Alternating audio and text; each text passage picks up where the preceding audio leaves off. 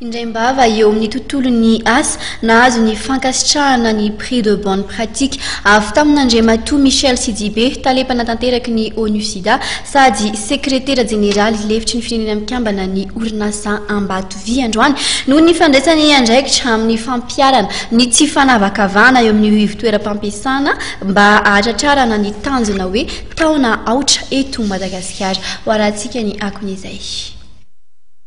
Ny maraina teo no Notolorana tao amin'ny foibeny Ambatovy ankorondrano ny lanonana fanolorana ny fankasitrahana ho an'ny Ambatovy.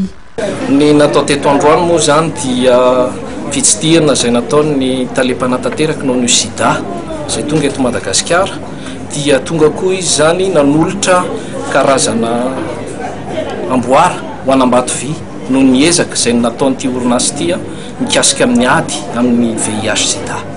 Tsy atao tanisa angamba no meko fa ny fomba hoentinay miady amin'izay sida zay ato Ambatovy.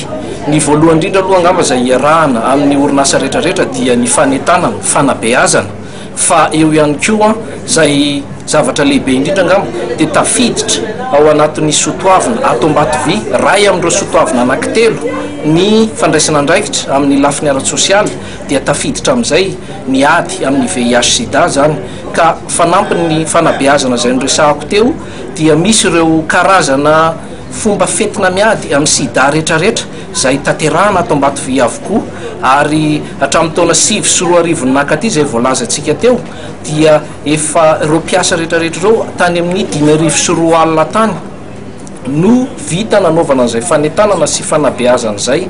Ary ato Ambatovy raha teo koa dia misy ny fotoana isa-maraina moa izay anaovanay mikasika ny fanabeazana mikasika ny arolozy dia misy amin'ireny fotoana ireny dia natokana ho an'ny fanabeazana mikasika ny ady amin'ny HIV/SIDA akoatran'ireo ilay karazana asa rehetrarehetra izay ataonay zany.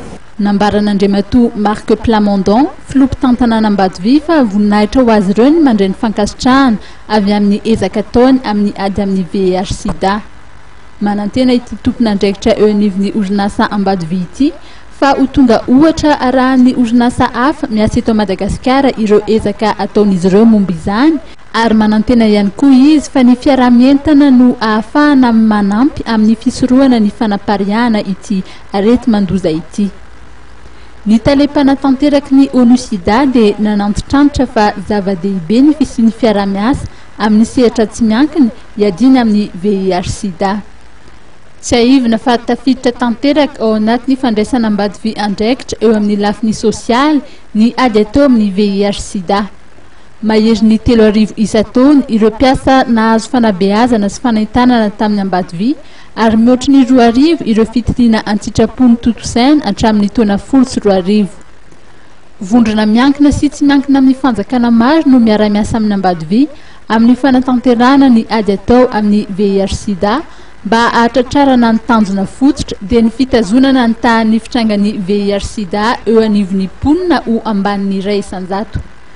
Ny lanonana ny tanterahana androany dia natao teo anatrehan'ny solotenan'ny ONU, ny BIT, ny ONUSIDA ary ny SECNLS.